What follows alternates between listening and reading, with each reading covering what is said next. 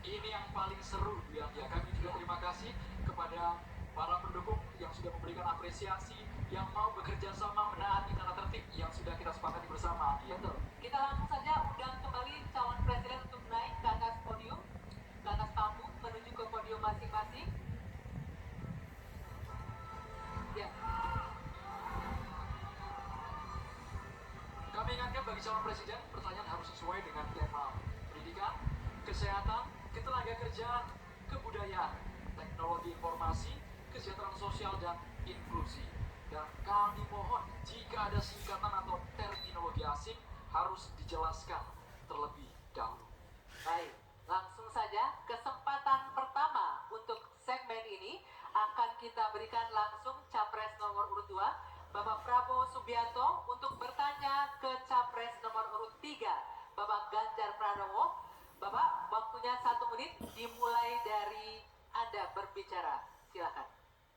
Pak Ganjar, kita mengetahui masalah yang sangat penting dihadapi bangsa kita adalah bahwa banyak sekali anak-anak kita yang kurang gizi, stunting. Saya ingin bertanya, apakah Bapak setuju dengan gagasan saya untuk memberi makan bergizi untuk seluruh anak-anak Indonesia untuk mengatasi masalah stunting dan menghilangkan kemiskinan ekstrim dan juga mengurangi angka kematian ibu-ibu pada saat melahirkan. Terima kasih. Masih ada waktunya? Cukup? Cukup, baik. Silakan Pak Ganjar untuk menanggapi pertanyaan dari Pak Prabowo. Waktunya 2 menit dimulai dari Bapak berbicara. Kalau ngasih makannya kepada anak-anak untuk mencegah stunting, saya sama sekali tidak setuju, Bapak. Karena Bapak terlambat, Pak. Stunting itu ditangani sejak bayi dalam kandungan, Pak.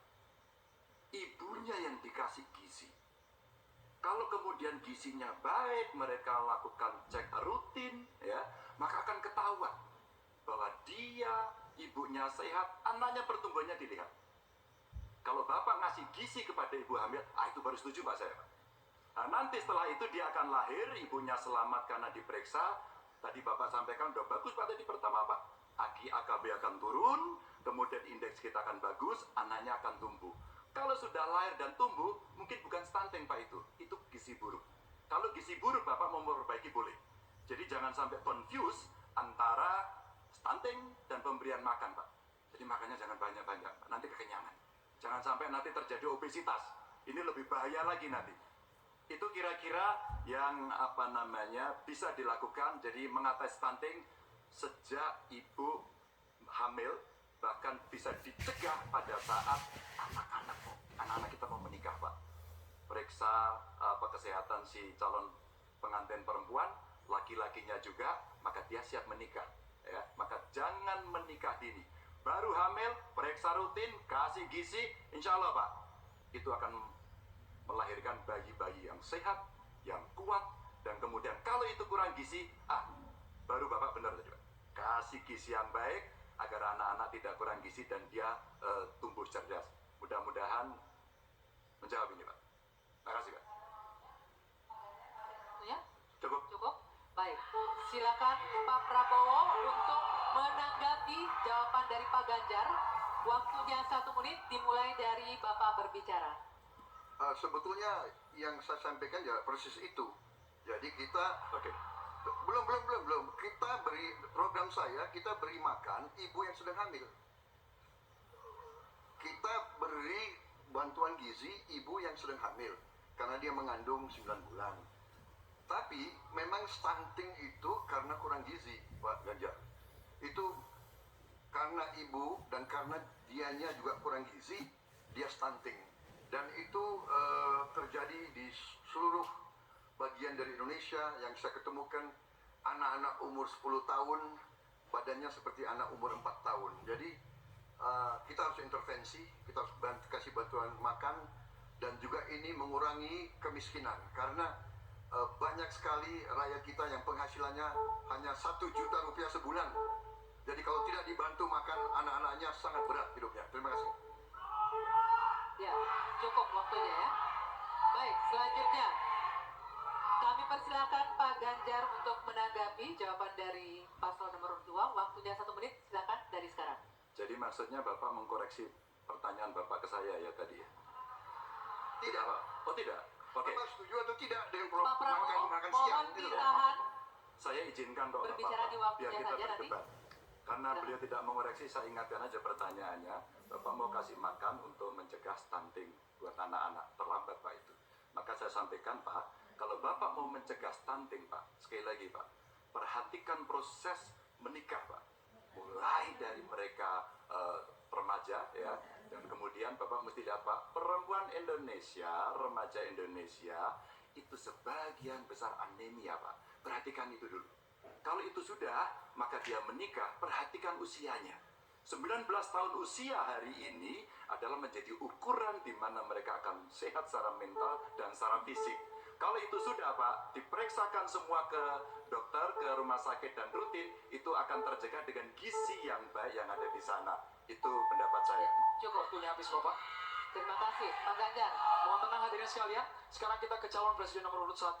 Maksud kami nomor urut 3, Bapak Ganjar Pranowo. Bertanya ke calon presiden nomor urut 1, Bapak Anies Baswedan. Waktu Pak Ganjar 1 menit dimulai saat Bapak berbicara. Pak Anies, lagi rame kita mau tanya soal bansos.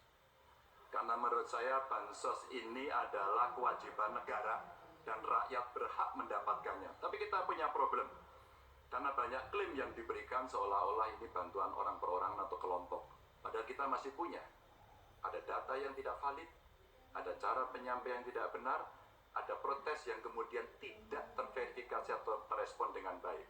Ini yang menjadi pertanyaan saya kepada Pak Anies adalah, menurut Pak Anies kira-kira, bagaimana tata kelola bansos agar satu tidak saling klaim, dua bisa tepat sasaran, tiga tidak menimbulkan kecemburuan-kecemburuan, sehingga inilah satu harapan yang betul-betul bisa diterima oleh rakyat. Silakan. Masih ada waktu Bapak? Cukup. Kami persilakan calon presiden nomor urut 1, Bapak Anies Baswedan, menjawab pertanyaan yang disampaikan oleh calon presiden nomor urut 3, Bapak Ganjar Pranowo. Waktu Bapak Anies 2 menit dimulai saat Bapak berbicara. Ya, terima kasih Pak Ganjar. Pertama, kita harus menyadari bahwa yang disebut sebagai bansos adalah bantuan untuk si penerima, bukan bantuan untuk si pemberi. Karenanya, dia diberikan sesuai dengan kebutuhan si penerima. Kalau penerimanya membutuhkan bulan ini, ya diberi bulan ini. Kalau dibutuhkannya 3 bulan lagi, ya 3 bulan lagi. Tidak usah dirapel semuanya. Ya, dijadikan sebagai sesuai kebutuhan. Yang nomor satu yang itulah yang disebut sebagai bansos tanpa pamrih. Kemudian yang kedua, pemberian bansos ini harus tepat sasaran. Artinya diberikan melalui pendataan yang baik, informasi data itu harus akurat, dan mekanisme pemberiannya melalui jalur birokrasi, bukan dibagikan di pinggir jalan, tapi dibagikan langsung di lokasi menggunakan jalur birokrasi. Kemudian yang ketiga, yang tidak kalah penting, ketika kita berbicara tentang bansos ini, harus bansos itu bisa dipastikan mereka yang miskin, prasejahtera itu termasuk di dalamnya. Jangan sampai mereka terlewatkan. Karena itu kami menyusun ini sebagai bagian dari perubahan adalah bansos plus. Angkanya ditingkatkan, yang belum masuk masih miskin dimasukkan dan diberikan bekal pelatihan, pendampingan supaya mereka pelan-pelan bisa mandiri dan hidup lebih sejahtera. Jadi kami melihat ketika sampai kepada bansos ini adalah atas nama negara. Ketika saya bertugas di Jakarta, semua paket bansos di kerdusnya diberikan label dibiayai APBD DKI Jakarta, bukan dari gubernur, dari uang rakyat lewat APBD DKI Jakarta. Jelas posisinya. Selanjutnya kami mohon kepada calon presiden nomor 3, Bapak Ganjar Pranowo, menanggapi jawaban calon presiden nomor 1, Bapak Anies Baswedan. Waktu Bapak 1 menit dimulai saat Bapak berbicara. Terima kasih. Gue pengen minum kopi racikan barista. Baru, Barista Special Blend by Top Coffee. Dari kopi pilihan Indonesia, perfectly roasted dengan temperatur yang berbeda. Barista Special Blend by Top Coffee. paduan kopinya lebih strong. Diracik tepat, diteguk nikmat, enaknya nol beban. Barista Special Blend by Top Coffee. Buktiin sendiri. Menurut kemiskinan oke ternyata, tapi gap tidak. Berapapun besarnya, gapnya tetap tinggi. Ini menarik dan kami punya data yang kita bisa baca, dan tentu saja ini penting. Memang paradigma bansos, sekali lagi, ini betul-betul hak rakyat. Tugas negara dan pemerintah adalah memastikan itu, bahwa ini adalah tepat sasaran dan tepat waktu. Tadi yang disampaikan betul. Dan kami berusul bantuannya ganti aja deh, bantuan kesra, karena tugas negara itu menciptakan keadilan sosial, bukan menciptakan bantuan sosial. Waktunya habis, Bapak. Sekarang Bapak Anies Baswedan untuk langsung menanggapi jawaban dari Bapak Ganjar Pranowo. Waktu Bapak 1 menit dimulai saat Bapak berbicara. Mohon tenang hadirin sekalian.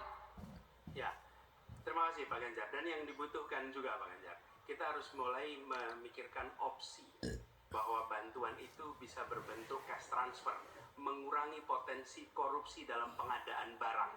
Karena kita tahu pengadaan bantuan sosial itu pada satu sisi memang membantu, sisi lain ini memberikan usaha pada justru usaha-usaha raksasa, karena yang diisikan di situ adalah produk-produk dari perusahaan-perusahaan raksasa. Dan ini yang menurut saya harus koreksi. Bila bantuan itu diberikan langsung dalam bentuk cash, ini salah satu yang perlu kita pertimbangkan. Mereka langsung gunakan sesuai dengan kebutuhannya. Lalu yang soal data ini sesungguhnya bisa dikerjakan bersama-sama. Kami pernah lakukan di situ, pasti sama nih Banjar, berikan kepada RT, RW, mereka musyawarah mencocokkan siapa dalam daftar itu yang benar, siapa dalam daftar yang keliru. PKK, LMK, kemudian Karang Taruna, RT, RW, mereka bisa membantu. Datanya akurat, dananya dipakai sesuai kebutuhan. Makasih. Waktunya habis, Bapak. Ya, untuk sesi selanjutnya kita berikan kesempatan Capres nomor urut 1 untuk bertanya ke Capres nomor urut 2. Kami persilakan Pak Anies untuk bertanya kepada Pak Prabowo. Waktunya 1 menit dimulai dari Anda berbicara. Silakan Pak Anies. Baik, Pak Prabowo yang saya hormati, gagasan yang Bapak bawa dan Bapak gaungkan adalah keberlanjutan. Pertanyaannya kemudian, apakah yang sekarang kurang dari pemerintah hari ini akan dilanjutkan? Asumsi saya tidak. Yang kurang tentu tidak dilanjutkan. Karena itu pertanyaan yang perlu dijawab adalah terkait dengan persoalan perempuan. Bagi kami persoalan perempuan ini sangat penting. Dan karena tadi tidak ditanyakan di dalam dialog tadi, maka saya merasa perlu untuk mengangkat tema ini untuk memberikan kepada kita yang nantinya berada di puncak kepemimpinan nasional, memberikan perhatian yang serius pada persoalan perempuan. Ini persoalan yang mendasar. Pertanyaannya Pak, bisakah Bapak jelaskan apa yang kurang dalam pemberdayaan dan perlindungan perempuan sekarang dan bagaimana mengubahnya? Terima kasih Pak. Ya, cukup waktunya. Silakan dijawab Pak Prabowo. Waktu Anda 2 menit untuk menjawab. Dimulai dari Bapak berbicara. Baik, benar sekali ya, kita benar-benar melihat bahwa peranan perempuan sangat penting dalam kehidupan suatu bangsa, dan karena itu fokus saya adalah tadi ya, membantu gizi makan untuk kaum ibu-ibu yang hamil. Kedua, fokus kepada pendidikan. Saya ingin membangun sekolah-sekolah unggul terpadu di tiap kabupaten, di mana kaum perempuan harus diberi suatu kesempatan yang sama dengan kaum laki-laki. Dan ini sudah saya rintis di Universitas Pertahanan, di program-program S1 yang kita buka di 10 prodi di bidang Science, Teknologi, Engineering, Mathematics. Ternyata proporsi perempuan sangat besar. Juga di Politeknik Vokasi di Atambua yang kita buka, justru perempuan lebih besar dari laki-laki di mahasiswa dan mahasiswinya. Jadi memang benar, ini kita harus memberi kesempatan, terutama melalui pendidikan dan pelayanan kesehatan. Ini saya kira sangat-sangat penting. Kita harus kurangi secara drastis angka kematian ibu yang kita termasuk 10 negara tertinggi angka kematian ibu pada saat melahirkan. Jadi saya kira upaya-upaya untuk kesetaraan gender sangat penting. Juga di bidang politik kita melihat kaum perempuan sudah sangat mengambil peran yang sangat menonjol, dan saya akan mendorong peranan itu di pemerintah yang saya pimpin kalau saya dipilih. Waktunya habis. Saya berikan kesempatan untuk Pak Anies menanggapi jawaban dari Capres nomor urut 2. Waktunya 1 menit. Silakan dimulai dari Bapak berbicara. Ya, terima kasih Pak Prabowo. Tapi mohon maaf, nampaknya Bapak belum menjawab pertanyaan kami. Karena pertanyaan adalah tentang perlindungan perempuan, yang permasalahan apa dan bagaimana mengubahnya. Mohon nanti sesudah ini mungkin bisa dielaborasi soal perlindungannya. Kami melihat ada 3 hal ketika bicara itu. 1, perlindungan. Karena kita menyaksikan jumlah kekerasan pada perempuan luar biasa banyak, tinggi. Catatannya ada 3,2 juta kasus selama 8 tahun terakhir ini. Itu yang tercatat, itu yang terlaporkan.